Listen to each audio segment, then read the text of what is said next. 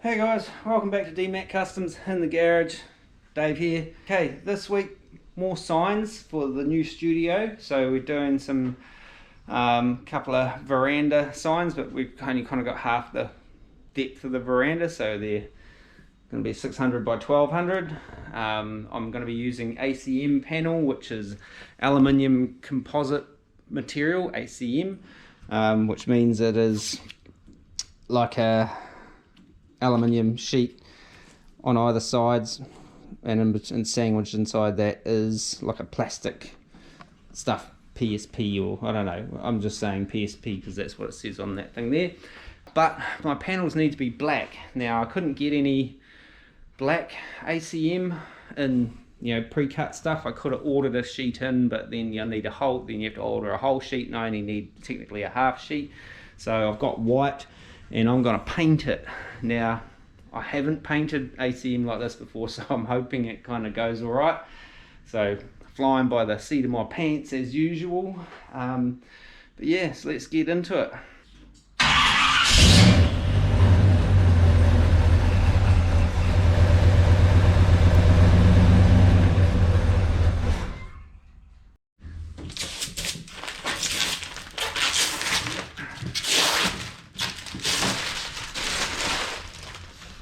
As you can see, this ACM gives you a beautiful kind of glossy finish, which is great if you wanted it in white, which I don't. So I'm going to have to do some little bit of sanding prep on that. So I might key it up with maybe some 320 or something like that. Just basically scuff all that gloss down, and then I'm just going to drop black straight over the top of it and hope for the best. Alrighty, so I've got some 320. Couldn't find my normal sanding block, so I'm just going to use one of these blocks on top, and I'll give them both a bit of a scuff down.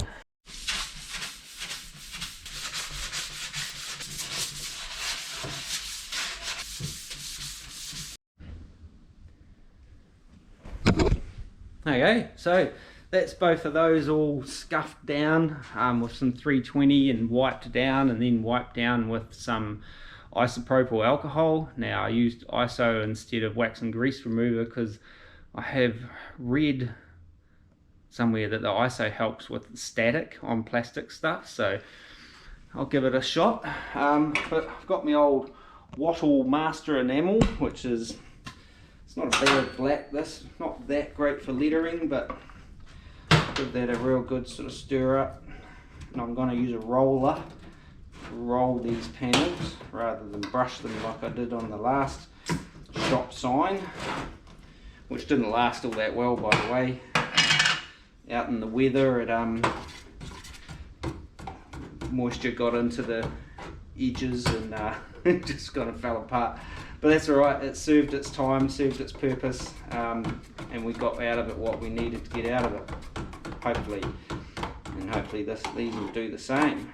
So I'm not going to thin this or anything, I'm just going to run it straight out of the can, pour some onto the panel and start rolling it out.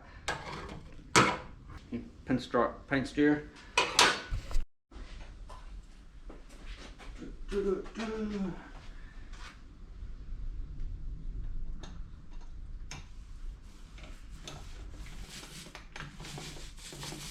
Is this going to lay off like I want it to? It might do. Using a different kind of roller to how I'd normally paint gloss enamel like this. This is like a fluffy roller, supposedly for oil base and smooth finish, but I normally use a foam roller because I like the way you can lay them off. So this will be a little bit of an experiment. See whether I can lay enamel off with a fluffy roller.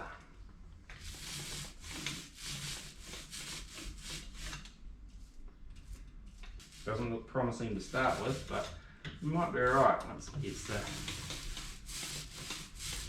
Might be able to lay it off in the old pop the bubbles fashion, you know. At the moment it looks like a sandy beach. Get it all on here, then I can start laying it out.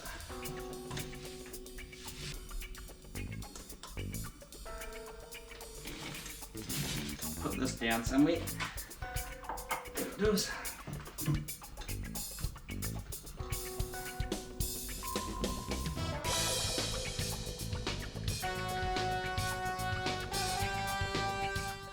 alright, I'll let that tack a little bit and then I'll give it another roll off, lay off. That fuzz and fluff that's come off it and landed in it though, that's ridiculous. It's terrible. This is going to look like a sandy beach by the time I'm finished with it. Maybe I should switch to the one foam roller that I do have.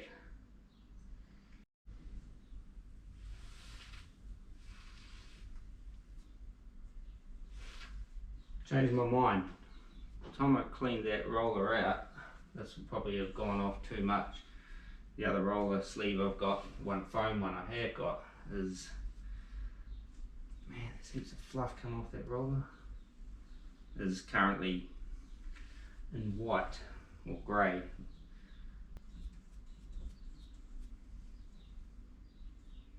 Terrible amount of fluff come off that roller. Okay, so if you have a look, see it all? That's all roller fluff. Terrible. Like, it says it's for oil base and that, but maybe you kind of got to do, you know, some undercoating and that with it first. Get the worst of the new roller fluff off it, clean it out a few times, get some more of the roller fluff off it, and then do something like this, like top coat sort of finish. From a distance it'll be alright, but a lot of shit in it now. I'm hesitant to use it to do the other panel because it'll probably just end up the same. At least it'll be consistent, I guess.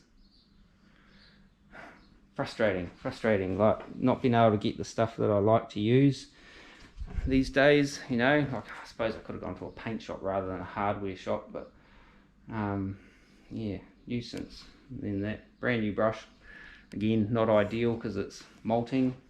You see a little bristle pulled up out of the middle of that. I don't know if you can see it, but it's there, trust me, right up the middle, so that'll come out now.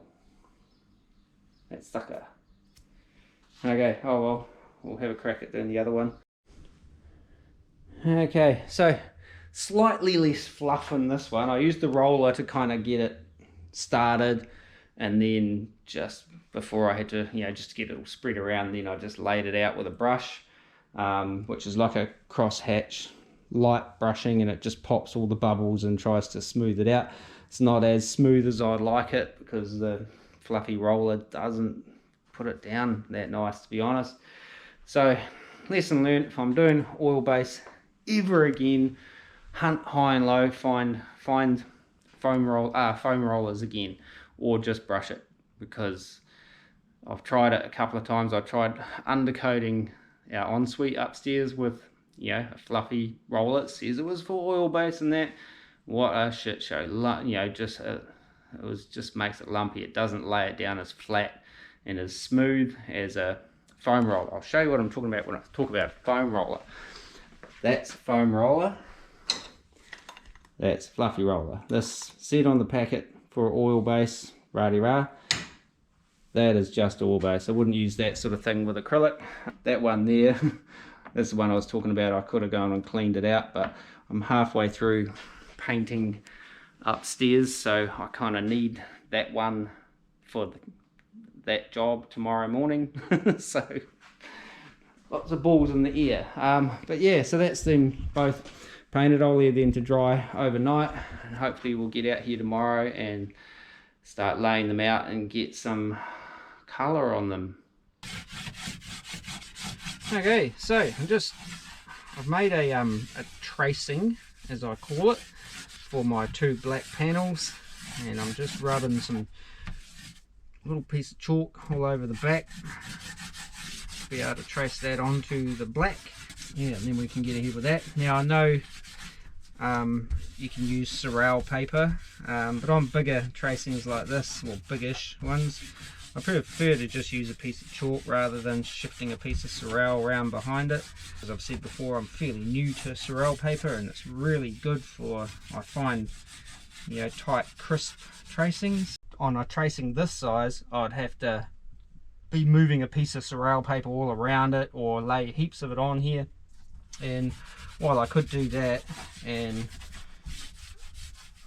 that would give me a real nice crisp tracing, a little wee slither of chalk is 100,000 times cheaper. And if you've been following the channel for a while, you know I'm a cheap bastard, so piece of chalk it is for me. If it was on yeah, if it was a real kind of high-end, smaller, tighter lettering, I'd probably use the Sorel, because it is really good. Don't get me wrong, it is awesome stuff, and it works really, really, really awesome. But on something like this, we should be good. Alright, just mark some lines on here, because it is the next day. It's still not really 24 hours, but that's my centre. 435. Let's do it for the calculation. I want 82.5 top and bottom. Well, actually, I only really need to. Ah! My pencil just. Am I going to be able to get that? Okay, 80. I really should have my glasses on for this. I need to get a centre. That's at 750, so that's 350, 375. I'll just check that coming the other way. Boom, yep. And now, the arduous task of drawing over the top of it all.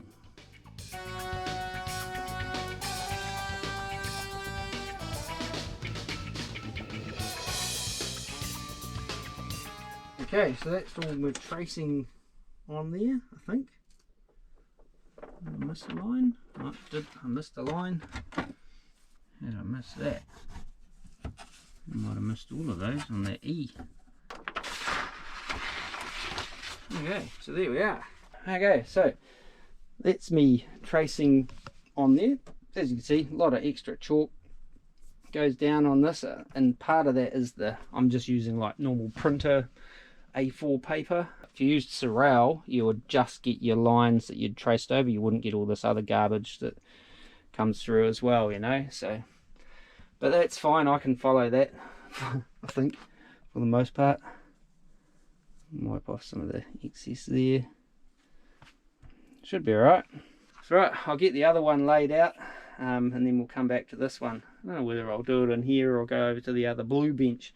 As you can see, I've kind of cleaned some stuff off here and kind of put some things away, sort of. Well, I've just hid them in different places really. Got a little bit of extra space on either side just because of the proportions of what we had room for, so I don't know whether I'll do something. I don't know yet. I was thinking of it, and then I thought, well, maybe just keep it simple, just with that text down the middle, but with a bit of colour. Still not 100% what I want to do on colour wise yet. Whether I kind of bring warm colours into it, you know, reds and oranges and yellows, although my orange dries flat, which is real weird, or whether to go with like a turquoisey colour, because we have that in the shop. You know, I don't know, think about it. We do have pink in the shop too, but I'm not putting pink on the big signs out the front. Not that that's anything wrong with that, it's just I'm not. Dusted it off a bit so I can kind of see my lines a bit better, and masked off my top and bottom lines on all my, you know, where I needed it, sort of thing. You don't have to do that, it just, you know, for me it kind of speeds things up a little bit. So I see some people mask a lot of their verticals and things like that as well, but which you can do.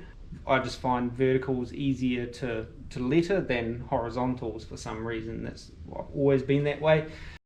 Okay, so decision made. I'm going with the warm colour palette. It was my initial instinct, and so I've got to go with that. So let's get at it. We'll lay some colour down on this thing and see where we go from there. Okay, I was having a bit of trouble with coverage and that with this orange yesterday, and it kind of dried off flat on the other signs I was doing. So I took the lid off and gave it all a real good mixing, so hopefully it you know, sorts itself out. Can I get this?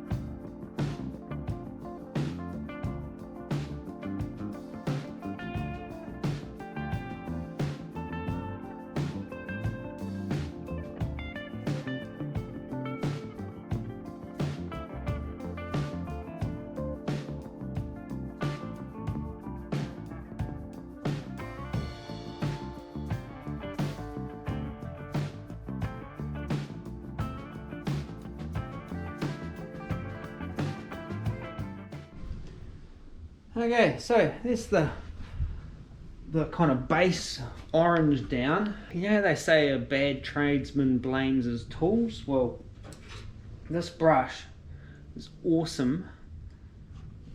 This paint is not so much. I don't know whether it's a bad can or it's just too old or something, but it's weird. It dries flat, whilst like satin. I don't know if you can see it. You can see this cheap black is glossy, and it's still tacky, but it goes kind of flat. I said it earlier, I kind of took the lid off and I gave it all a real good stir up, thinking maybe some of the oils had separated or something like that.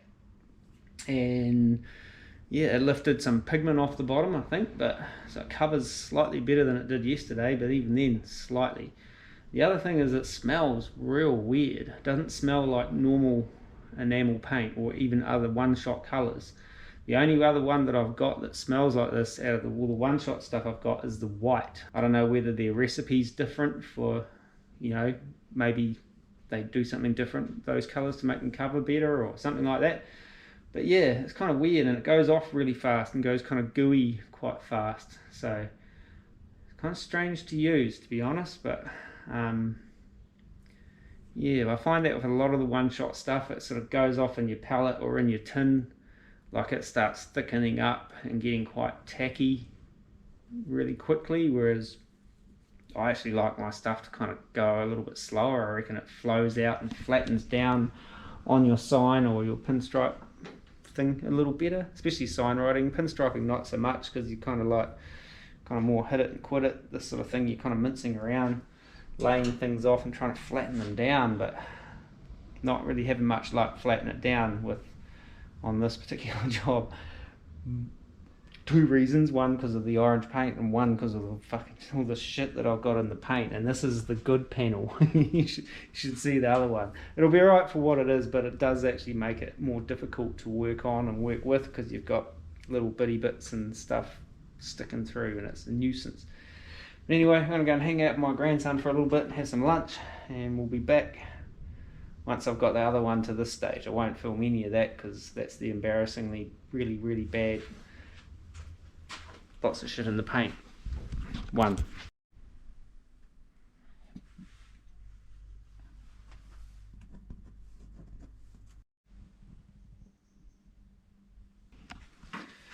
Hey guys, so that's the orange on the second fluffy panel. It actually wasn't as bad as I thought it was going to be. It was, in a lot of ways, it was about the same as the other side. If you look closely, you can see the bits of fluff sticking through the orange now as well, but it'll be alright. Don't you worry about it. Once it dries, I might be able to knock them off a little bit. Again, the orange, I don't really cover that well. I did actually thin it back a little bit, and it kind of flowed a lot nicer, but then it got just like piss poor as far as coverage goes. But it'll be alright. There's some more colour going to drop down on top of that, so it won't be as noticeable. Maybe I might have to kind of recoat some of it, but I've run out of day today, so I'm going to have to chip away at this during the week, because I'm away next weekend, and then we're relocating our studio the weekend after, so not a lot of time to get anything done, especially when I decided to do this kind of last minute. We were going to kind of repurpose our old signs somewhat, but I thought they needed a bit of a change up, if you know what I mean. Change the location, change the colours, change the styles a little bit. Yeah, just kind of ramp it up a wee bit. So back out here tomorrow night and get some more done on these. See you tomorrow. Is it just me, or does it look a little bit Empire Strikes Back-ish? I don't know, it popped into my head earlier. I can't quite see it now, but I can kind of still see it. Is that heritage spelt right? Hey guys, so it's the next day. I've got both my panels kind of in the orange, and the orange is now dry, so I'm going to put some red and gold, not metallic gold, but yellow gold, kind of highlights and lowlights kind of through this orange next, and then after that not really too sure. I will be, doing something in the, some kind of like frame or panel and whatnot. I haven't 100% decided on that. So for now, I'm just going to work on my kind of upper and lower things, kind of similar to what I've done on those little door signs in the last video, but in a little bit more of a structured way, I guess. Yeah, something like that. So I don't know, just to give it a little bit of a lifter. So I'm just going to do a bit of a sweep up, and so we kind of get almost like a orange outline, orange center, and then red thing. You'll see, I'll do it.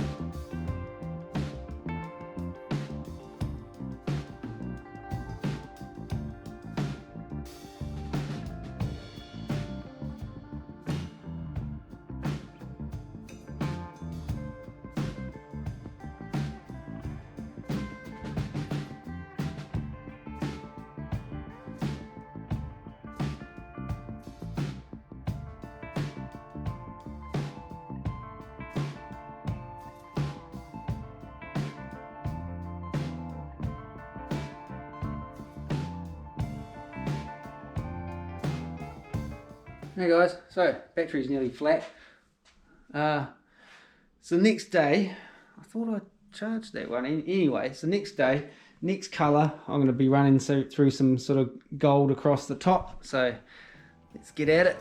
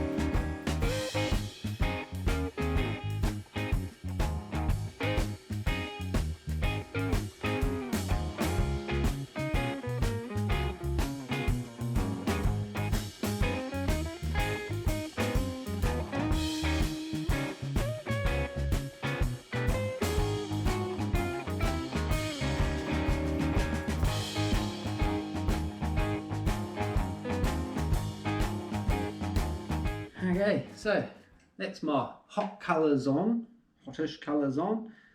And I'm going to put some blue in this just for shits and giggles.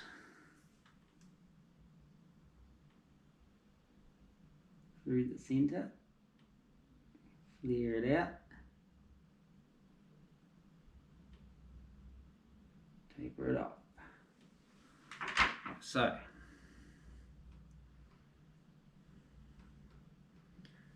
Hopefully I can do that consistently across the whole tattoo work.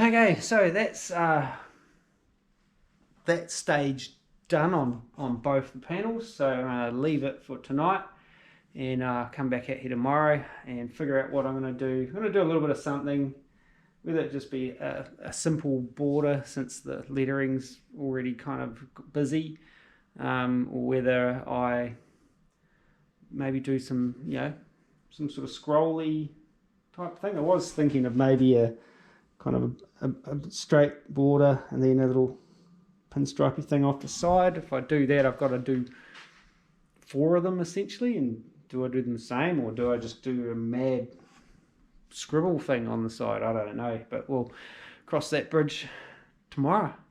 See you then. Okay, so next day again. I'm playing around with a little idea just to kind of put something like that in round about there on either side of the panels, just to not fill it out, but kind of put a little bit of something there just to fill it out, I guess. So that was kind of a basic kind of design that I thought I'd kind of go with. I don't want anything too fancy. It's going to be in a dark purple, so it's not going to be too visible anyway. So let's get at that. Okay, so I'm going to do the standard 30mm border, which is just happens to be the width of my ruler across the top and bottom anyway, and then go measure that at 45, come off there roughly, even it up to even 190 out from the edge. Pull this line straight. Alright, center it 300 because the panel is 600. You know what I'm saying? Same again over here. Just double check that one, make sure I actually did measure it. Yep, sweet. And I'll flip that over in a minute and do the. Oh, I suppose you better do it first. Yeah.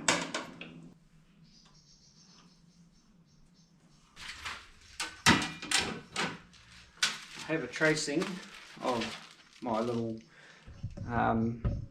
what do you call it? Little pinstripey design.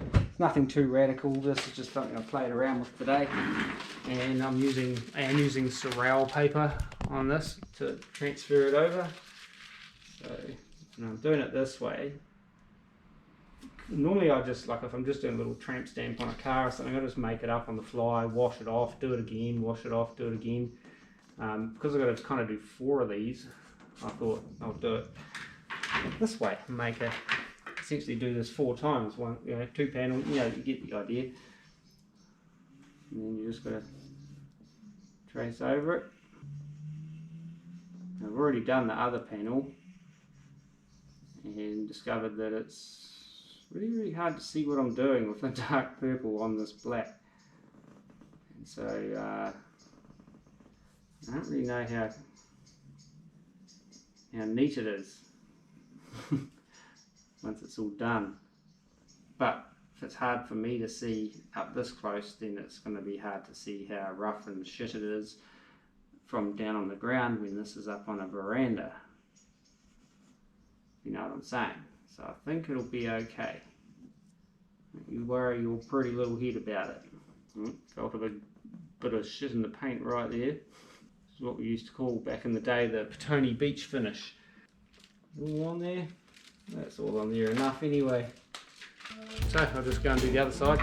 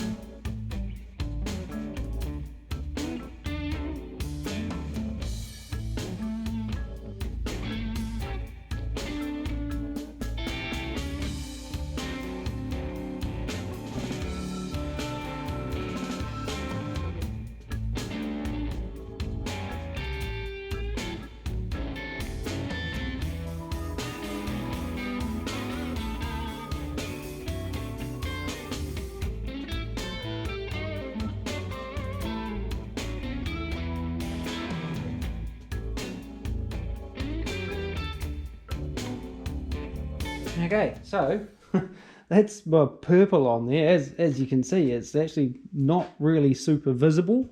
Kind of disappears a bit more than I was anticipating. As I said before, makes it super hard to actually see what you're doing. Especially, well, not especially, when you got this much like shit in the paint. Yeah, kind of ruins it a little bit. But yeah, lots of things have not been great with this little project. You know, starting with not being able to get the black panel that I wanted, and then having to paint it, and then having the whole fluffy roller issue, which kind of sets the path that you sets the path that you end up, well, I end up going down. It kind of like rains on my parade a little bit, and then I kind of bum out a little bit about what I'm doing.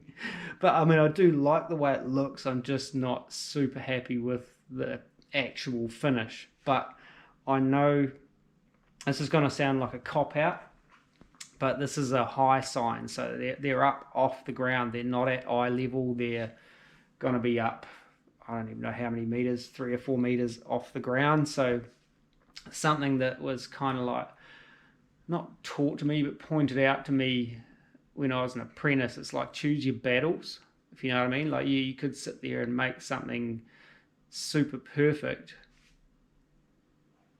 when it doesn't really matter, if you know what I mean. Like if it's way up in the air, it can have the odd kind of like slightly liberty taken line or corner or coverage or whatever.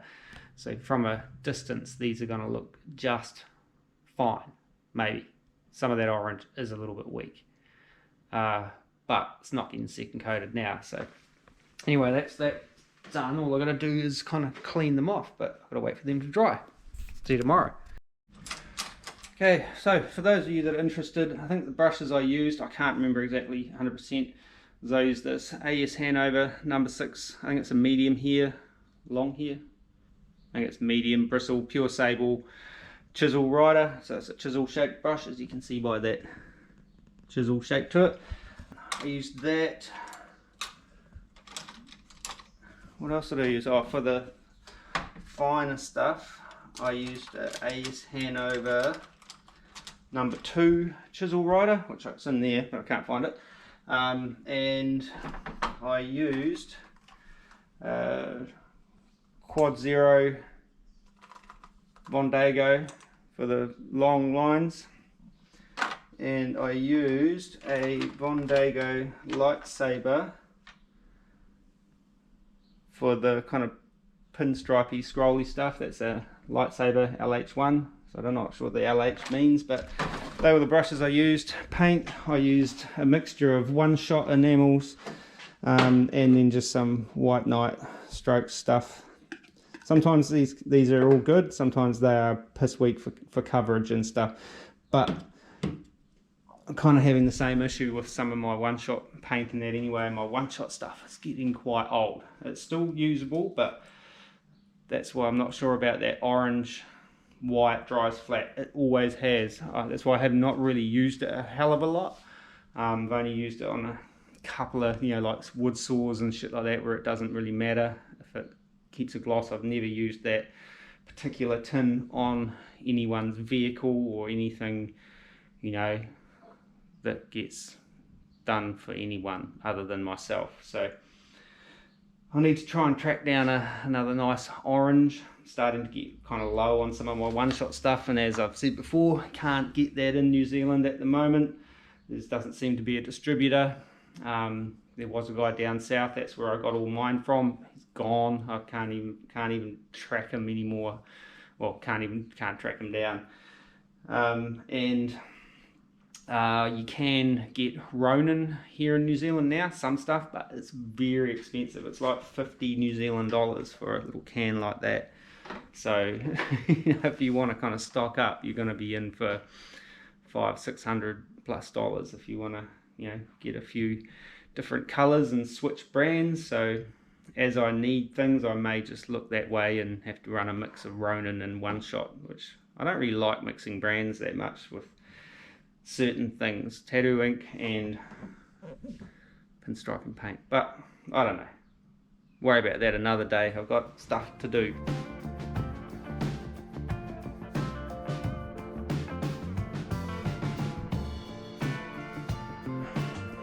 Hey guys, so it's next morning.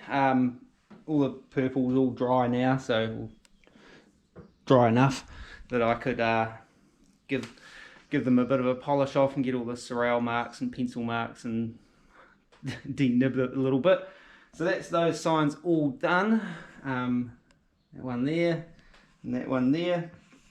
They probably look a little better on camera than they do up close, with the imperfections that I generated for myself through using the wrong roller. It all started with using the wrong roller sleeve to roll that black.